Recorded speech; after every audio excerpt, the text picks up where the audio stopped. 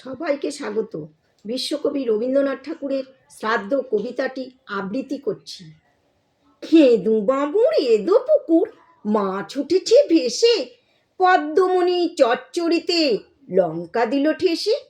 আপনি এলো ব্যাকটেরিয়া, তাকে ডাকা হয় নাই। হাসপাতালের মাখন ঘোষাল বলেছিল ভয় নাই।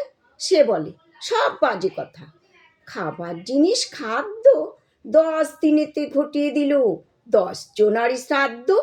শ্রাদ্ধের যে ভোজন হবে পচা তেঁতুল দরকার, বেগুন মূলো সন্ধানেতে ছুটলো ন্যাড়া সরকার। বেগুন মূলো পাওয়া যাবে নীলফামারীর বাজারে, নগদ দামে বিক্রি করে 3 টাকা দাম হাজারে।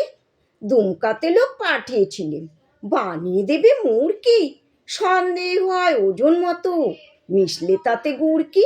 সর্ষে যেটায় মন্দু 3 ঝালে ঝোলে বাটনায়, কালুবাবু তারই খোঁজে গেলেন ধেয়ে পাটনায়।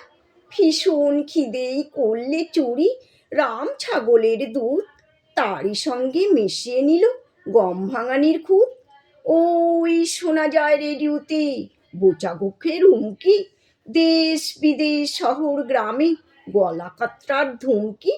খাঁচায় পোষা চন্দনাটা ফড়িং খেয়ে পেট ভরে, সকাল থেকে নাম করে গান হরে কৃষ্ণ হরে।